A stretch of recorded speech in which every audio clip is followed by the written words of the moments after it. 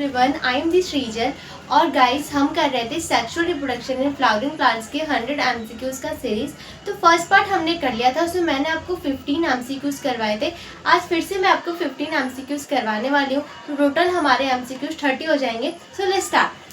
So guys, 16 question is the advantage of cross fertilisation in plants is. तो ये question कह रहा है कि क्रॉस फर्टिलाइजेशन का क्या एडवांटेज है। So answer is increase genetic recombination.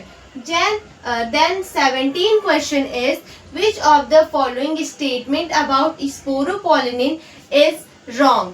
Then sporopollenin occurs in the area of germ pores only. लेकिन guys, जो sporopollenin होता है वो एब्सेंट होता है जहाँ पे जर्म पोर प्रेजेंट होता है। लेकिन इस क्वेश्चन में कह रहा है कि जर्म पोर जहाँ प्रेजेंट होता है वहीं स्पोरोपोलिन प्रेजेंट होता है, तो ये स्टेटमेंट गलत हो गया। Then 18 question is in flowering plants meiosis takes place during pollen grain formation. Then 19 question is ploidy of microspore tetrad is, तो हैप्लॉइड होता है वो। Then 20 question is an anther having 4 mmc, mmc का full form है microspore mother cell shall produce how many pollen grains? So answer is 16. Then guys, 21 question is in flowering plants the male gametes are formed by. जो ये question कह रहा है कि flowering plants में male gametes कैसे form होते हैं, तो वो जनरेटिव सेल से फॉर्म होते हैं। 22 question is size of pollen grain is 25 to 50 micrometres में इसका साइज होता है। Then 23 is unisexuality of flowers prevents. So answer is autogamy but not zetonogamy. Then 24 question is insect pollinated flowers usually possesses. Answer is sticky pollen, तो pollen sticky होना चाहिए and rough surface stigma.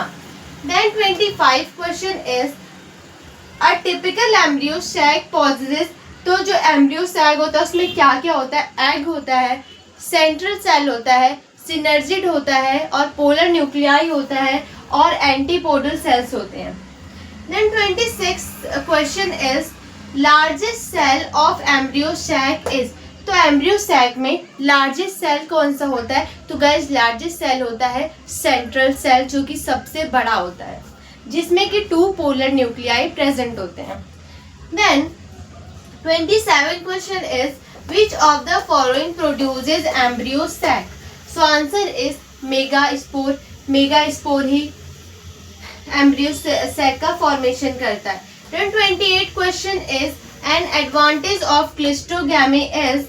So answer है इसका no dependence of pollinator, क्योंकि जो cleistogamous flower होता है वो क्लोज फ्लावर होता है, तो उसको ज़रूरत नहीं होती है किसी पॉलिनेटर्स की। 29 क्वेश्चन इज विच प्लांट और family can lose viability within 30 minute. Answer है इसका राइस एंड व्हीट।